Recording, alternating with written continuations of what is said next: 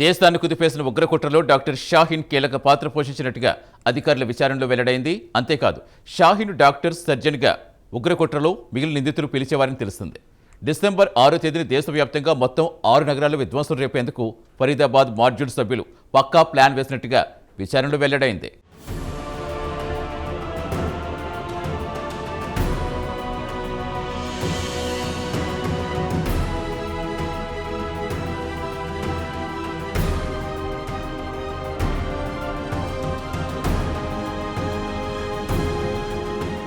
ఢిల్లీ ఎర్రకోట సమీపాన ఈ నెల 10వ తేదీన జరిగిన పేలుడు సంఘటనకు సంబంధించి అనేక కొత్త విషయాలు వెలుగు చూశాయి.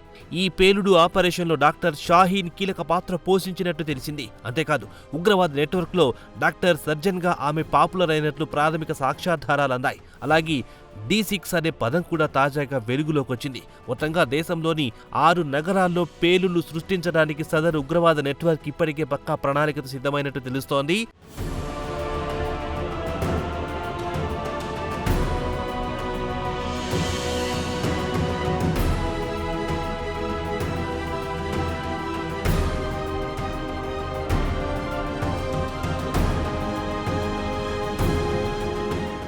అంతేకాదు ఏ నగరాల్లో విధ్వంసాలు సృష్టించాలి, ఆయా నగరాలకు ఎవరెవరిని బాధ్యులుగా నియమించాలి, డబ్బు అలాగే పేలుడు పదార్థాల తరలింపు వంటి అంశాలపై కూడా పక్కా ప్లాన్లను సదరు ఉగ్రవాద నెట్వర్క్ రూపొందించినట్టు తెలిసింది.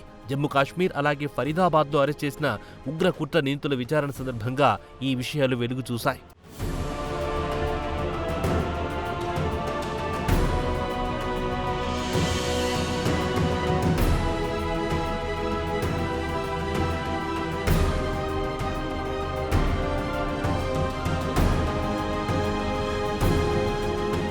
అధికారిక వర్గాలకిప్పటి వరకు అందిన సమాచారం మేరకు డాక్టర్ షాహీన్ సదరు టెర్రర్ మాడ్యూల్లో కీలక వ్యక్తి. అరెస్టు తర్వాత ఆమె నుంచి పెద్ద ఎత్తున డైరీలు, డిజిటల్ ఫైల్స్ ను ఎన్ఐఏ అధికారులు స్వాధీనం చేసుకున్నారు. కాగా ఈ డైరీలు, డిజిటల్ ఫైల్స్ ప్రస్తుతం కేసు దర్యాప్తులో అధికారులకు ఆధారాలుగా మారాయి. దేశవ్యాప్తంగా 6 నగరాల్లో పెద్ద ఎత్తున విధ్వంసం సృష్టించడానికి ఉగ్ర నెట్వర్క్ పక్కా ప్లాన్ రూపొందించినట్టు అధికార వర్గాల సమాచారం. ఎర్రకోట పేలుడు bomber doctor Umar Nabi, doctor Shaheen అలాగే డాక్టర్ ముజిమ్మిల్ షకీల్ సదరు మాడ్యూల్లో భాగంగా ఉన్నట్టు అధికార వర్గాల సమాచారం.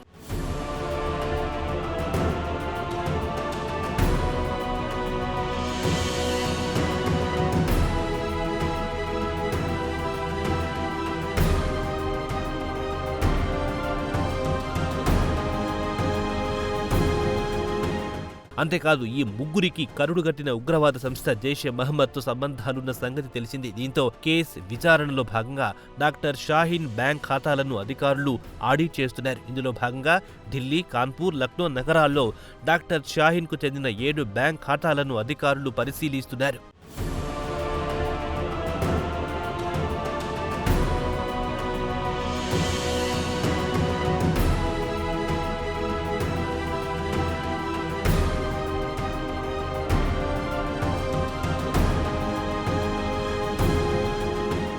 అలాగే డాక్టర్ షాహీన్ ఉద్యోగం చేసిన GSVM మెడికల్ కాలేజ్లో ఇతరులతో ఆమె వ్యవహరించిన తీరు గురించి కూడా విచారణ అధికారులు ఆరా తీస్తున్నారు. అయితే డాక్టర్ షాహీన్ చాలా మృదు స్వభావి అని ఆమెతో కలిసి పనిచేసిన వారు చెప్పినట్టు సమాచారం. అలాగే కొంతకాలం కిందట భర్తతో విడాకులు కూడా తీసుకుందని చెప్పారు. అయితే బిడ్డ డాక్టర్ షాహీన్ దగ్గరే ఉండేదని తెలిసింది.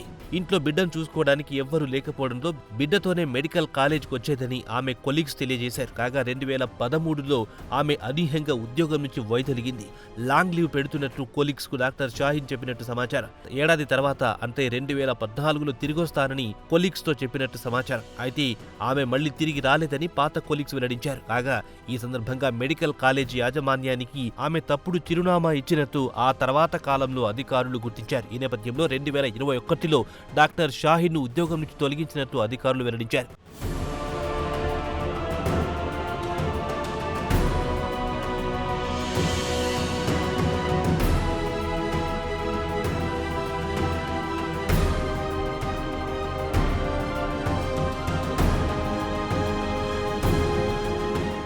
ఇదిలా ఉంటే టెర్రర్ మాడ్యూల్లోని కీలక సభ్యులు ఐఎస్ఐ హ్యాండ్లర్ ఉకాసాను కలవడానికి ఒక దశలో టర్కీకి వెళ్లినట్టు విచారణలు వెల్లడైంది.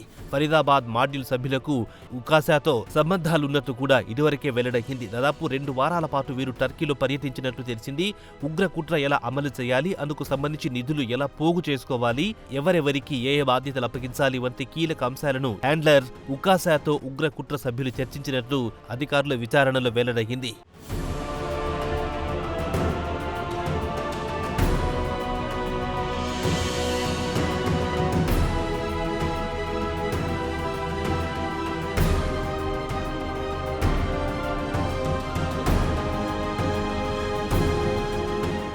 ఏదేమైనా ఉగ్ర కుట్రలో డాక్టర్ షాహీన్ పాత్రకు సంబంధించి కొత్త విషయాలు వెలుగు చూస్తున్నాయి.